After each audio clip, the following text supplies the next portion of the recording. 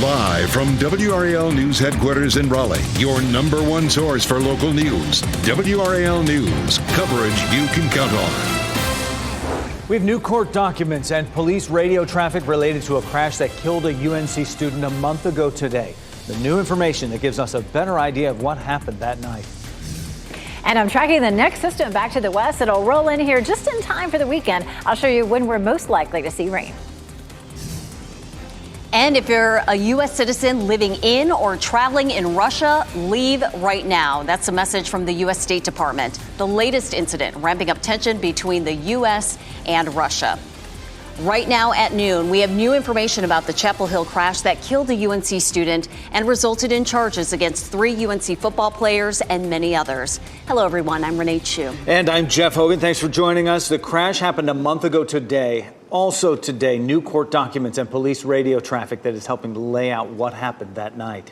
WRAL's Sarah Kruger is live where the crash happened on East Barbie Chapel Road at Raleigh Road. Sarah, you've spent the last 90 or so minutes looking through that new paperwork. What are you finding?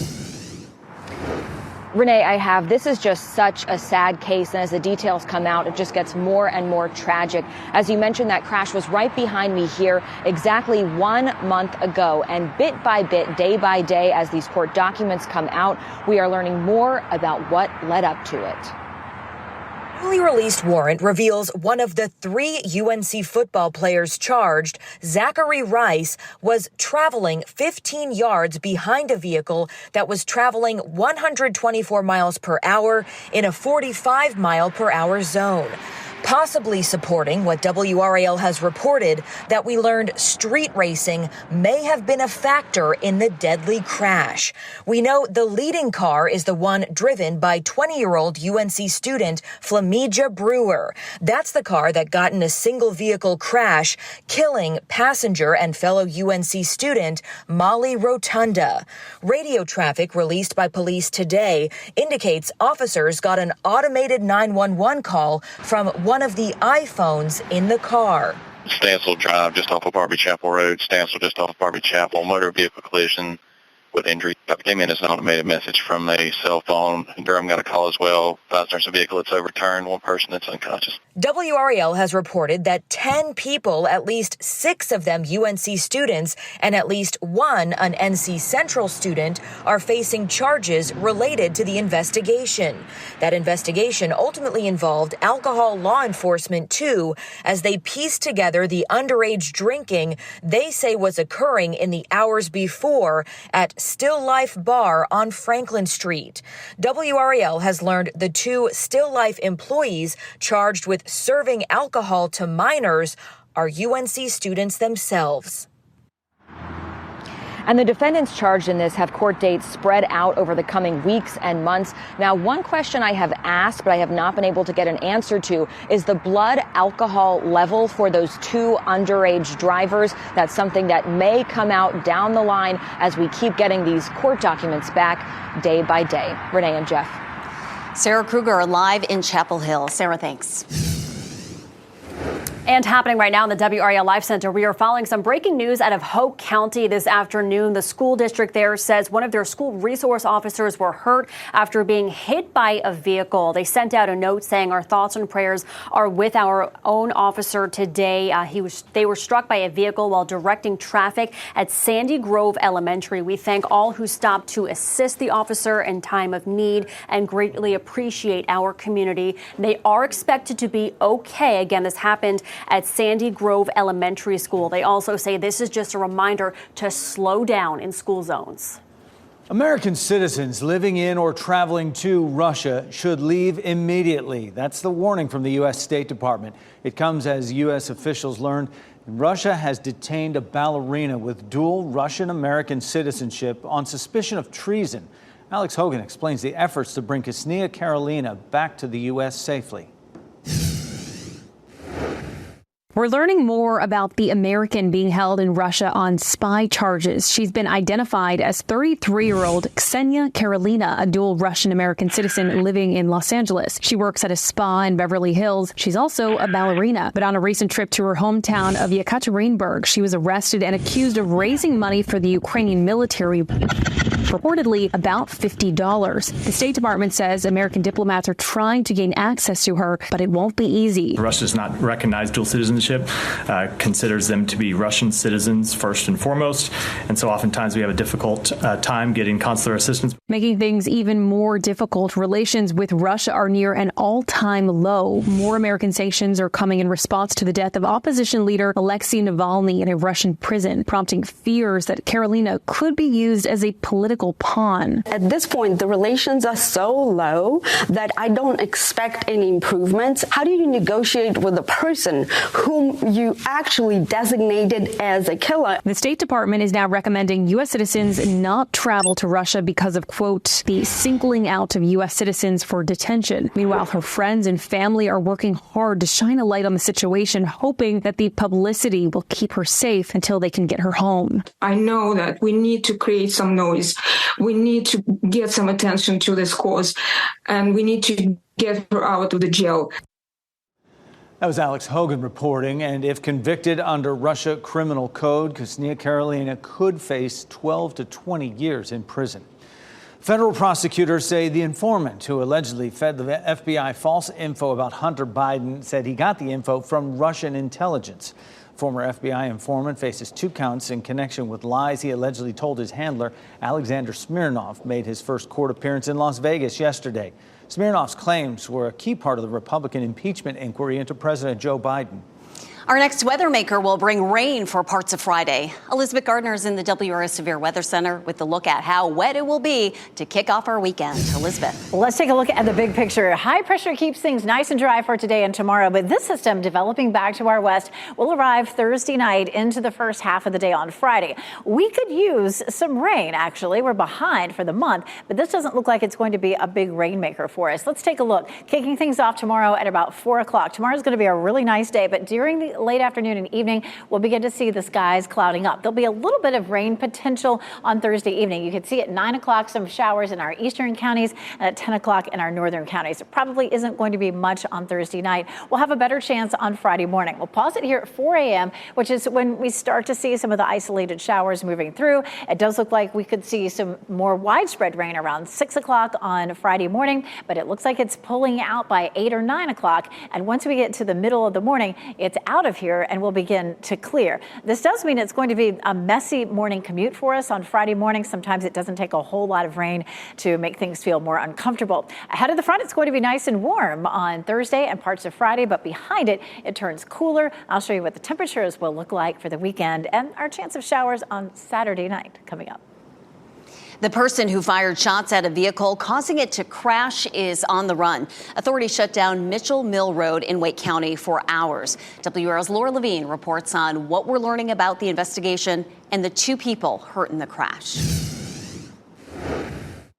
We are here at the Wake County Sheriff's Office where that investigation continues. Broadcastify radio traffic is giving us a better idea of what may have happened, indicating that a road rage and street racing could have played a factor. Take a look at some of that video from the scene where you can see multiple crews responding. The Wake County Sheriff's Office says shots were fired at a vehicle on Mitchell Mill Road near Roseville around 8 o'clock last night. The Sheriff's Office and the Roseville Police Department responded to the report of a vehicle hit by gunfire which crashed while traveling west. A Jeep Wrangler and a dark-colored SUV were traveling on that road when the shots were fired at the Jeep, causing the vehicle to drive off the road and flip onto its side. Take a listen to this Broadcastify radio traffic detailing the situation. The crews are actually evaluating her right now. This apparently was a road rage incident in which they were shot at. So they are trying to evaluate her right now to make sure that she doesn't have any gunshot wounds. The driver and the passenger of that Jeep were taken to a nearby hospital with non-life-threatening injuries. They sustained those injuries from the crash, not from the shooting. At this time, that driver, the person who fired the shots, still on the run. So anyone with information is asked to give the Wake County Sheriff's Office a call. Laura Levine, WRAL News in Raleigh. Now to Decision 2024, where Nikki Haley is vowing to stay in the race for the GOP presidential nomination, even as new poll numbers have her almost 30 points behind former President Trump.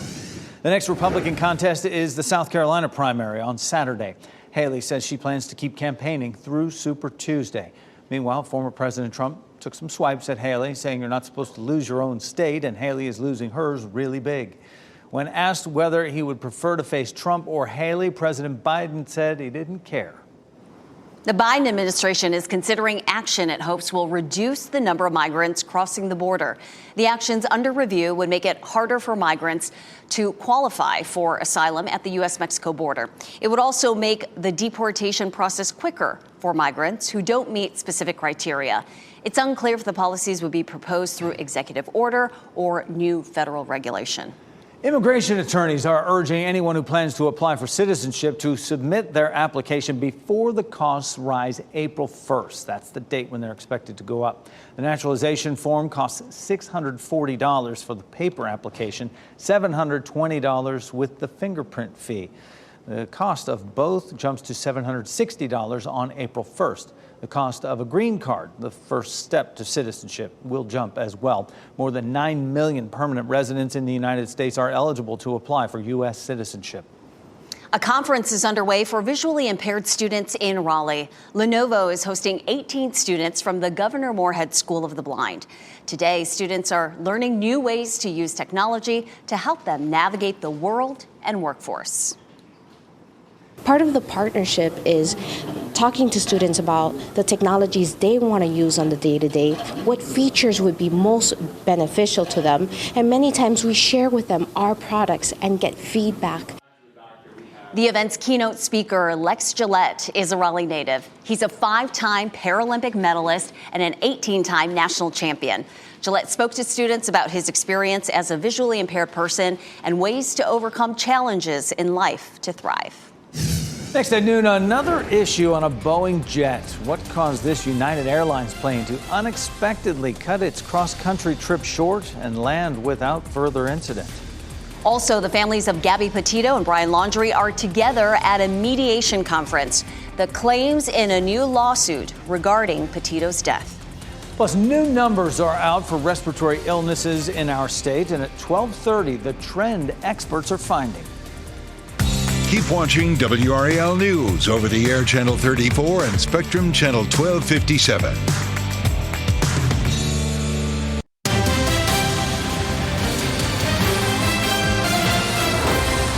Passengers experienced some scary moments on board a flight from San Francisco to Boston. A passenger filmed this outside his window. The slat on the wing of the Boeing 757 was damaged. About 45 minutes into the flight, the passenger noticed that the pilot looking at the wing as well.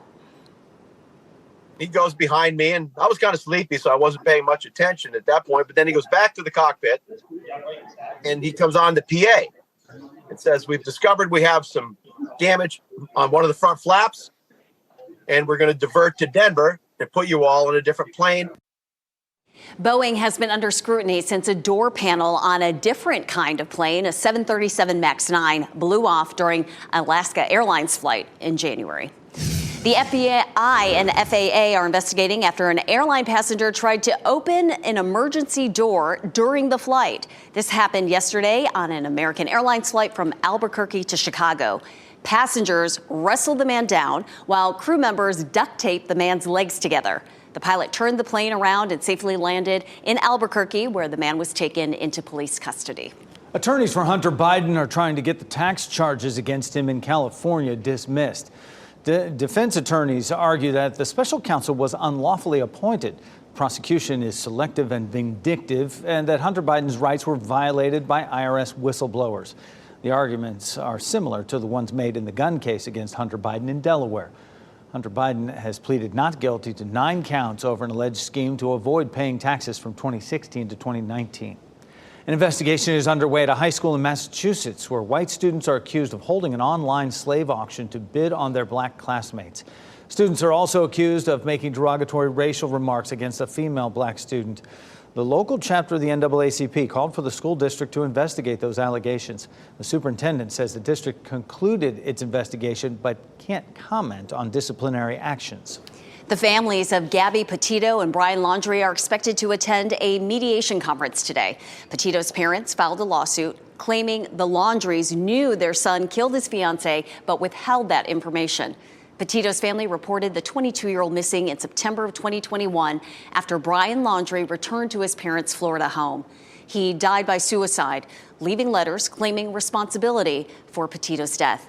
If the mediation is unsuccessful, then the case will go to trial in May. Jury selection begins today in the trial of the armorer who was on the set of the Rust film when that deadly shooting occurred. Hannah Gutierrez-Reed has pleaded not guilty to involuntary manslaughter and tampering with evidence in the death of Helena Hutchins. Prosecutors say it was her fault that live ammunition ended up in a prop gun that actor Alec Baldwin fired during rehearsal. Prosecutors plan to focus on the lax safety protocols on set. Baldwin has also pleaded not guilty to involuntary manslaughter.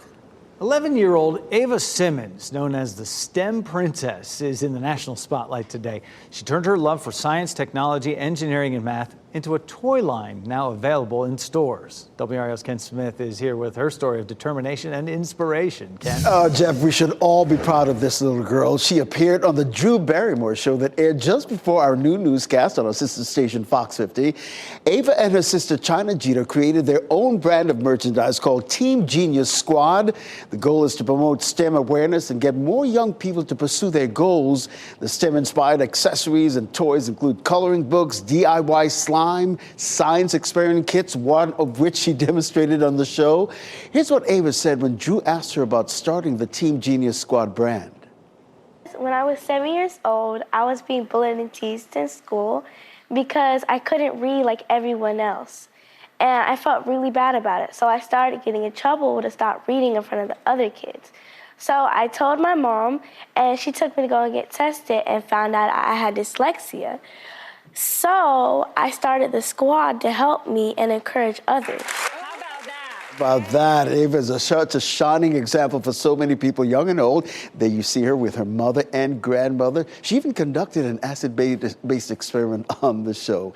Ava is a student at Spring Valley Elementary in Durham.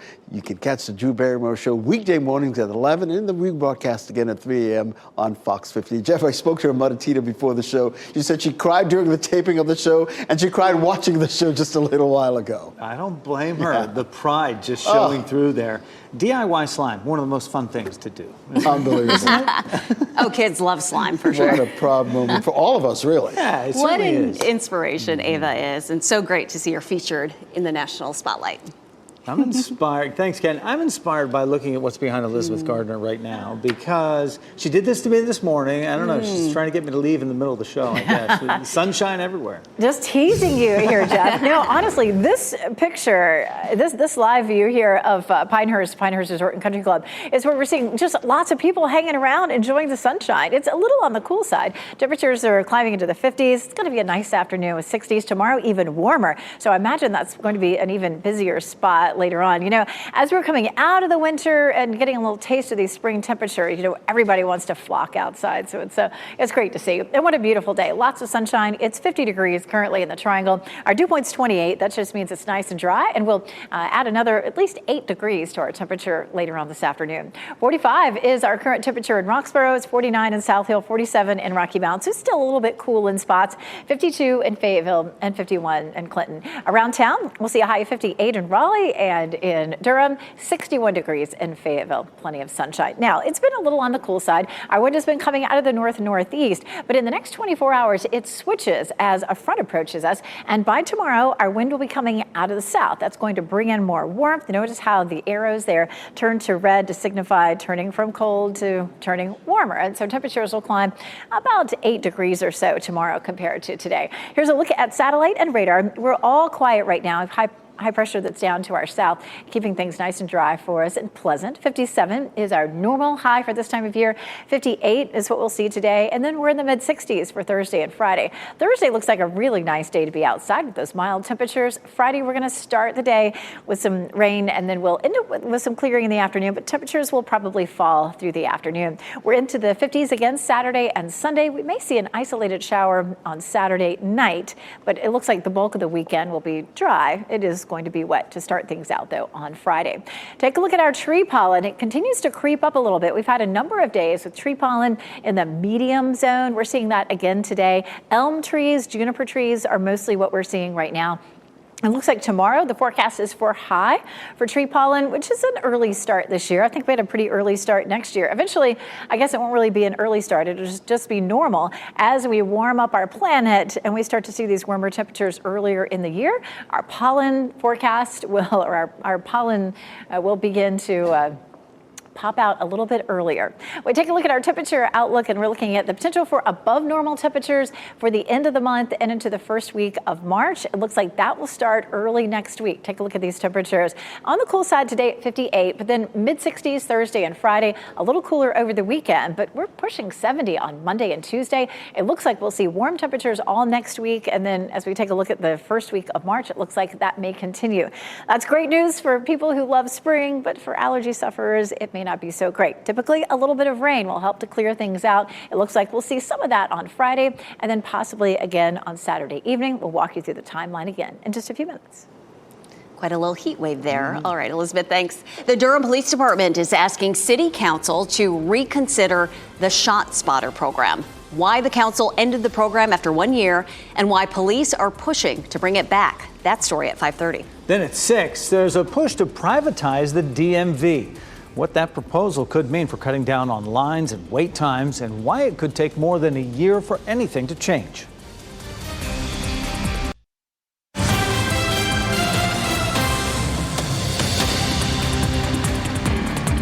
Happening right now in the WRAL Live Center, more than 15 million Toshiba laptop adapters have been recalled because of fire and burn risks. The firm is now called Dynabook, but they said they received almost 700 reports of the adapters overheating, catching fire, melting, or burning. They also had 43 reports of minor burn injuries. I want to show you exactly what this adapter looks like. This is it here. The recalled products have date codes between April 2008 through December 2012. They say consumers should immediately stop using these adapters and contact Dynabook Americas for a free replacement. Homeownership rates are improving significantly for minorities, except one group. Homeownership rates for Black Americans increased by less than 2% over the past decade. Asian Americans saw a 6% jump. Hispanics experienced a 5% increase. White Americans increased their rate jump by 3%. Some customers are suing the maker of the Stanley Cup for failing to disclose their tumblers contained lead. Stanley says it's in sealing material used to secure insulation around the base. The company says it's not anywhere that would come into contact with customers. There have been no official reports of health complications caused by using the tumblers. If you own a Wise smart camera, your video may have been shared with others. The camera maker sent an email to users explaining the security issue after an outage last Friday. When cameras came back online, about 13,000 users saw thumbnail images of other people's cameras. Some could even view video from those cameras. Wise says the mix-up was because of a third-party video storage service it recently started using. We're not police. So we're not trying to solve a crime. We're trying to prevent a murder. How a group of Boston activists is marching to curb crime. And here are your winning NC Education lottery numbers.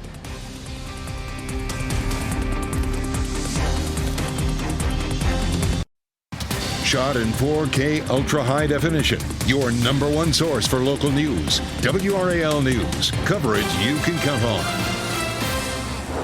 New at 12:30, we're getting an update on the spread of respiratory viruses in North Carolina. WRAL's Brian Schrader has a look at what doctors are seeing right now and what you need to keep in mind. Brian. Renee and Jeff, state health officials released that data just a few minutes ago. Here's what it shows for the past week in North Carolina. COVID hospital admissions were up slightly across the state, but overall emergency room visits for COVID-like illnesses, the flu and RSV cases were slightly lower as compared with the previous week. Now that matches with what Triangle area hospitals have seen lately. The peak of the season may be over, but doctors say you need to take these illnesses seriously. Virus levels still are high, and doctors are worried about hospital capacity.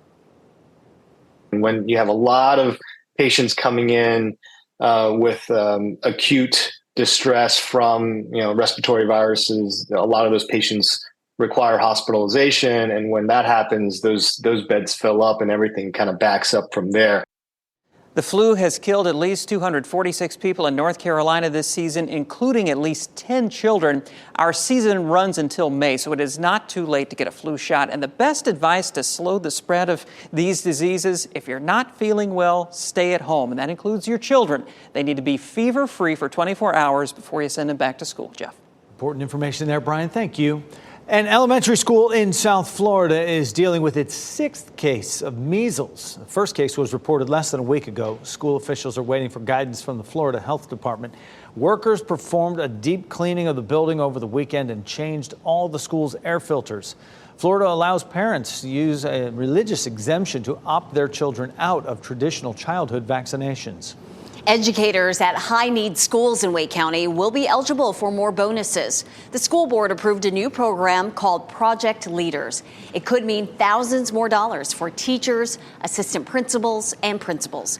They'd also have access to more money for training and teacher education. The new program is designed to improve education and employee retention. It would be for 24 lower income and lower performing schools. You can find out more about the program and who's eligible at the education section of WRAL.com. School leaders in Wake County are joining a lawsuit against 4 social media companies. The board voted unanimously at their meeting last night, saying the companies are to blame for a growing mental health crisis among young people. Wake County joins forces with hundreds of other school boards across the country, including 11 here in North Carolina, fighting to protect student mental health. School leaders argue constant access is addicting and harmful to students, and schools have had to handle fallout of psychological damage caused by their apps. Parents hope the lawsuit forces social media giants to take responsibility and change how their apps operate. We reached out to the social media companies, and we're waiting to hear back. In terms of financial impact, the district would pay legal fees only if it wins the lawsuit. We're working to learn the motive for a deadly shooting on North New Hope Road in Raleigh. It's an update we first reported on our Noon News Tuesday. Pacheco Valentin was arrested last night after the shooting at the Lexington Apartments, which are near the intersection of Capitol Boulevard. Police responded just before 11:30 in the morning and found a woman with serious gunshot wounds. She later died. Her name has not been released. The 2 men in Kansas City each are being held on a $1 million bond in connection with last week's deadly shooting. It happened right after the Chiefs Super Bowl parade. The 2 men, Dominic Miller and Lindell Mays, are charged with second-degree murder and several other felony counts. Radio DJ Lisa Lopez Galvin was killed in that shooting. At least 22 other people were hurt. Prosecutors say a verbal dispute between Mays and a stranger led to shots being fired at the parade. A grassroots effort to fight gun violence in Boston is gaining traction. One group has been out on the streets every week, marching for change and offering conflict resolution and mediation in domestic disputes. NBC's Malcolm Johnson shares their mission and the inspiration for the movement. Once a week, this group of black men meet. Please grant us success as we go out into these streets to promote peace in our community and greet people in the community. If you ever need us, give us a call. We offer conflict mediation in the community. Handshakes and hugs to embrace their own. They're called 10,000 Fearless Peacemakers, a group of mediators diffusing disputes. Sometimes that's all it takes is someone that could intervene and really try to dial down a conflict. And I tell everyone that every conflict doesn't have to end with someone being shot, stabbed, or killed. A killing in 2019 inspired the group to march consistently to the beat of peace. There was an elderly grandmother who was murdered sitting on her porch, Eleanor Maloney. Since then, they've been curbing violence, even mediating domestic disputes. We just happened to get there at the perfect time and, separated them. So, we was able to just change the energy a little. Black men, stand up, stand up! They're embraced in the community because they're from the community and not looking to replace police, but provide an alternative. We're not police, so we're not trying to solve a crime. We're trying to prevent a murder. We're trying to prevent more violence in the community. Stand up! Stand up! A group of black men, block by block, looking to change the narrative. Black men are being seen as gangsters, as drug dealers, as thugs. And so we're saying that's not our story. That's not all of our story. That may be a fraction of it, but that's not the majority of it. And so we need black men to really stand up and show the other side. The peacemakers who are also change makers. That was Malcolm Johnson reporting. The group's goal is to get 10,000 black men to join for an hour of power to march in the neighborhoods where they are needed most. There is comfort food, but people also have their comfort shows, the psychology behind them, and when you might need to take a break. And how effective are bans on menthol cigarettes to get people to quit smoking? UNC researchers tackled that question, what their study found. If you see news happening or you'd like to share a story idea with us, click Report It in the WRAL News app.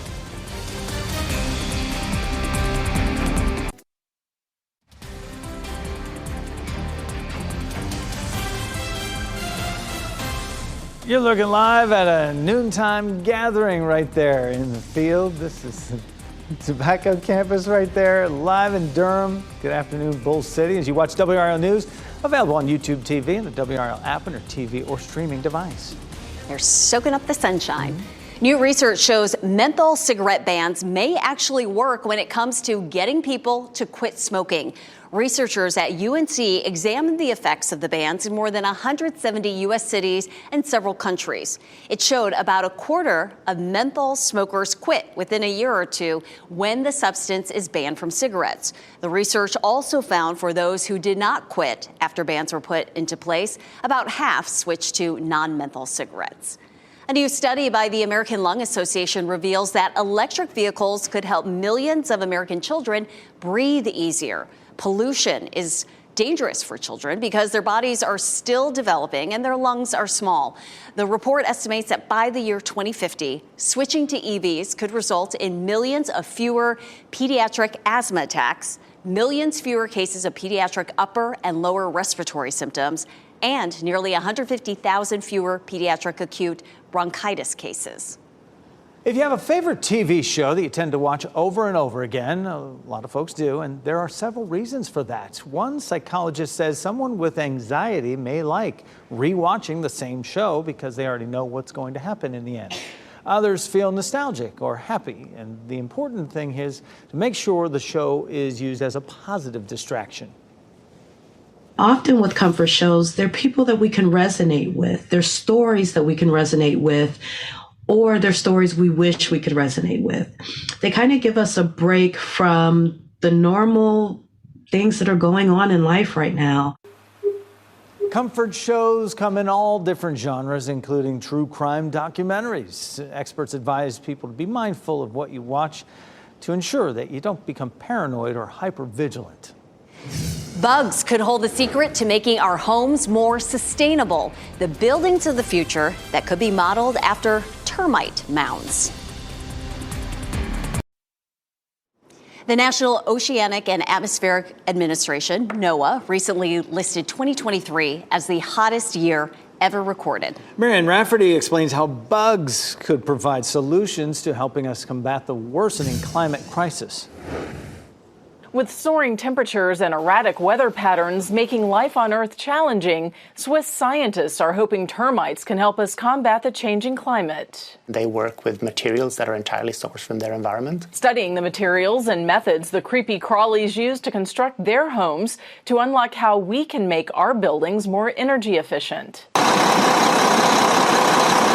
According to the National Renewable Energy Laboratory, buildings are responsible for roughly 40% of total energy use in the U.S. and generate about 35% of the country's carbon emissions. Termites are absolutely incredible at constructing. But new strategies to better regulate heat and airflows in our homes could come from looking at how termites do the same in theirs. One of the fascinating things that the termite mound does is that it maintains a humid internal climate, even though it sits almost in the desert in a very arid environment.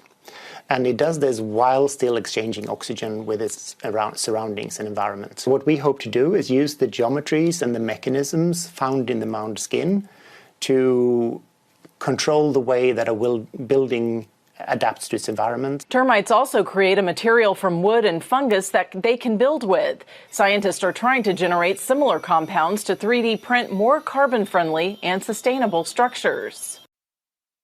As Marianne Rafferty reporting, these technologies are still developing. The EPA says you can help make your home more energy efficient now by making sure it's properly insulated. It is 12:46 and no cloud insulation. We've got clear blue skies out there, so pretty, and lots of sunshine. Meteorologist Elizabeth Gardner in the WRAL Severe Weather Center with when we'll really start to warm up.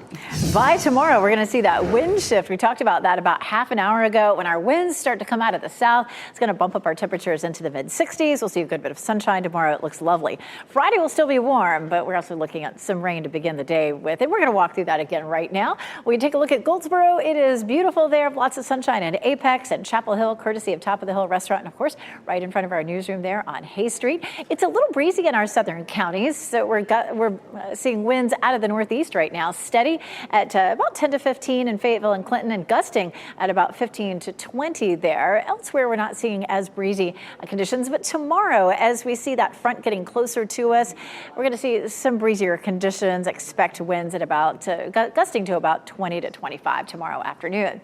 After that, we're going to be tracking this cold front coming through. The rain chances are late Thursday night into early Friday. Only about 1/4 of an inch total for Friday and Saturday combined. We could use a good soaking. It's pretty dry out there. I went out to watered some of the flowers in my yard because they were looking a little sad. This rain is not going to help things really much at all. This high pressure system is helping to funnel the air from the north. High pressure systems rotate clockwise, so with that high to our west, we have a northerly flow. As that high moves east of us, we get into more of that southerly flow, and we begin to see that tomorrow. Also ahead of a front, we tend to see some winds kicking up out of the south to warm things up. We take a look at futurecast for tomorrow afternoon. We'll see increasing clouds. There's 5, 6 o'clock. It is likely to be fairly dry on Thursday evening, but way out ahead of the main front, there may be a disturbance that rolls through. You can see at 9 p.m. Halifax County, Northampton County at 10 o'clock, just north of Rocky Mount, a little shower rolls through and kind of runs right across Wilson County and Edgecombe County close to midnight. And then around 4 or 5 a.m., we start to see a bit more rain developing across our viewing area. If you're an early riser and you're going to be driving around between 6 and 7 o'clock, you're probably going to run into some wet conditions. It doesn't often take a lot of rain to cause extra accidents, so Brian will be talking more about that for tomorrow on our morning newscast. At 8 a.m., most of it's out of the viewing area, and we start to clear around lunchtime. As we clear, we'll see breezy conditions and, of course, wind coming out of the northwest again, which will bring some chilly air just in time for the weekend. Let's take a big picture look at this. Again, some passing showers roll through late Thursday. The cold front swings through around the middle of the day on Friday, and right behind the front, we begin to clear things out. We get a break during the day on Friday. Temperatures will start to fall, and then another front drops in on it. This is 5 o'clock on Saturday. Ahead of that front Saturday afternoon, we may see a quick shower and then some Saturday night rain, but it'll be very light. And then that front moves on by, bringing us some drier conditions for Sunday. So our rain chances, 50% chance on Friday. It's really going to be the first half of the day. And then on Saturday, late afternoon into the evening, and then Sunday looks nice and dry. How much rain total are we talking about? Really 1/4 of an inch or less for Saturday and Sunday combined. Checking out the 7-day forecast, 58 today, 65 Thursday, 66 on Friday. We do have that chance of some rain late Saturday. We look at Monday and Tuesday, temperatures will be warm, but it's also looking a bit more unsettled. We could see a few isolated showers, which we'll be looking at more closely when it gets closer. Thanks, Elizabeth. Our teacher of the week just couldn't believe she was going to be on TV. Coming up, how this lifelong learner is setting a great example for her students. She also got to meet Brian Schrader. I know, right? Big time. Yeah. Here are your winning Mega Millions numbers.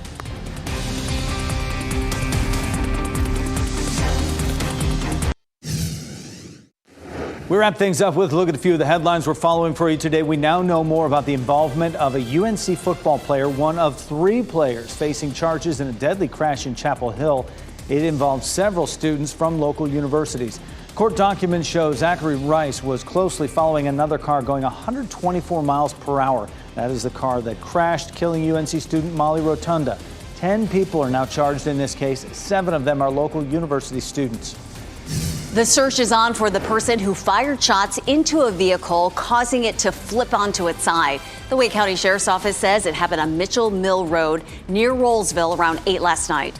The 2 people were hurt from the crash, not the gunfire. They were taken to the hospital. We're working to find out their names and condition. Americans living in or traveling to Russia should leave immediately. That's the warning from the U.S. State Department after Russia arrested a ballerina with dual Russian-American citizenship on suspicion of treason. Russia says 33-year-old Ksenia Karolina donated money to Ukraine. If convicted under the Russia criminal code, she could face 12 to 20 years in prison.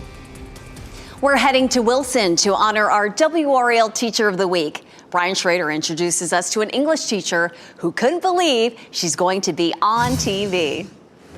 So it was just like a complete switcheroo. Olympia Jenkins is an English teacher at Wilson Early College Academy, and one of her students, Gideon Probst, sent me an email nominating her as WRAL's Teacher of the Week. She was just an awesome teacher, and she really helped me understand everything this last semester. How about a round of applause for Ms. Jenkins?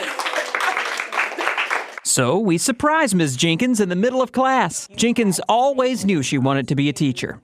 Funny story. I thought I was going to be a chorus teacher, but here I am teaching English. She loves the kinds of conversations that come up in English classes. Like having those class discussions with them. I like hearing their opinions and hearing their laughs. When I tell a joke about something in the lesson, I like just interacting with them. Jenkins is working on her doctorate, but for now, she's just happy to be WRAL's Teacher of the Week. So I always see this segment, so it's going to be very surreal seeing myself on this segment. In Wilson, I'm Brian Schrader, WRAL News. How could we not put that on TV, right? You were made for TV, Ms. Jenkins. If you'd like to nominate a teacher, go to WRAL.com and search Teacher of the Week. She saw it, and now she's living it. Good for her. Our pet of the day comes to us from Cat Angels NC. River is the embodiment of sweetness and calm, wrapped in silky fur. While she can tolerate the company of other FIV-positive cats, she secretly dreams of having a home all to herself where she can bask in endless love, I should say. River's FIV status won't hinder her lifestyle or health as long as she's an indoor kitty. If you're seeking an incredibly affectionate companion who will always be by your side, you can fill out an application on the Cat Angels website so you can meet her in person. Looking for a more restful night's sleep without buying a new mattress? Today on WRAL News at 4, Consumer Reports breaks down how to refresh your bedding to keep you cool and comfortable while staying within budget.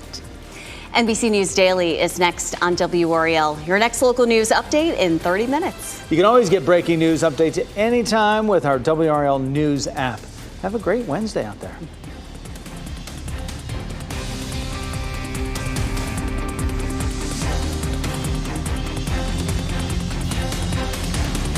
Keep watching WRAL News over the air Channel 34 and Spectrum Channel 1257.